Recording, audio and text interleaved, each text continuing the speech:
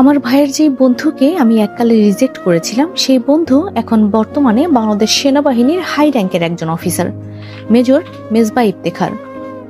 এই নামটা আমাকে আজ ভাবাচ্ছে ভীষণ। উনি আজ আমাদের বাসায় এসেছেন ভাইয়ার ইনভিটেশনে। আমি নিজের ঘরে লুকিয়ে আছি কলি, ওনার সামনে যেয়ে দাঁড়াবো কোন মুখে? সেই মুখ তো আমার নেই।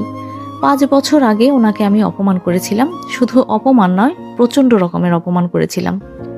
ওনার মতো প্রবল আত্মসম্মানবোধ সম্পন্ন ব্যক্তিত্ববান পুরুষ মানুষও সেদিন মাঝ রাস্তায় আমার সেই বিদঘুটে কর্মকাণ্ড আর গলা চড়াও করা বন্ধ করতে অনুরোধ করেছিলেন খুব করে।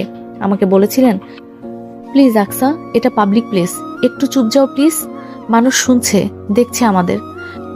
আমার দিকে কিভাবে তাকিয়ে আছে দেখো, বড্ড বেশি অপমানিত বোধ করছি।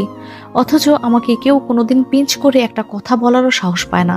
এলাকায় এতটাই ভদ্র শান্ত ছেলে হিসাবে পরিচিত আমি, অথচ আজ তুমি আমার মান সম্মান সব ধুলোয় মিশিয়ে দিলে। লোকে আমাকে বখাটে ভাবছে, যদিও আমি তা নই। ভালো লাগার কথা জানানো বুঝি অপরাধ? ঠিক আছে, তোমাকে আমি এই প্রথম এবং শেষবার বললাম, আরো কখনো তোমার সামনেও আসবো না। তবু দয়া করে একটু চুপ করো আকসা, সবাই আমাকে খারাপ ভাবছে। এই জটিল কথাগুলো নিজের মান সম্মানের খাতিরে উনি আমাকে অবলীলায় বলে দিয়েছিলেন।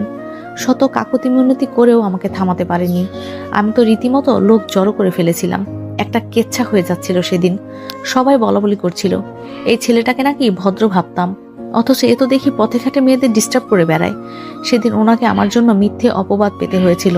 তখন আমি খুব ছোট ছিলাম, মাত্র 17 বছর বয়সের বাচ্চা একটা মেয়ে, সবকিছু খেলনা ভেবে নিতাম।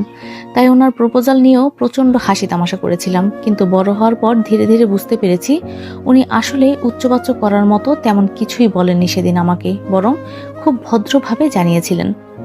কিন্তু আমি কি করে ফেললাম? এখন অনুতপ্ত বোধ করছি। আজ এতগুলো বছর পরে উনি আমাদের বাসায় এসেছেন। এর আগে অবশ্য ভাইয়ার কাছে শুনেছিলাম উনি নাকি রাজশাহী ছেড়েছেন চাকরির জন্য। কি চাকরি তা জানতাম না, আজ সচক্ষে দেখে নিলাম। আমি কি করব কলি?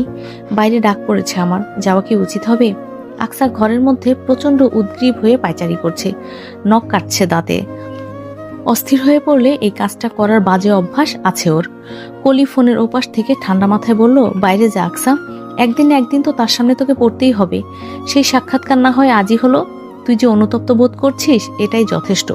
প্রয়োজন পড়লে ক্ষমাও চেয়ে নিবি। উনি আমাকে মাফ করবেন বলে তো মনে হয় না। আমি একটা বড় অন্যায় করেছিলাম ওনার মতো প্রবল আত্মসম্মান বোধ সম্পন্ন একটা ছেলের সাথে।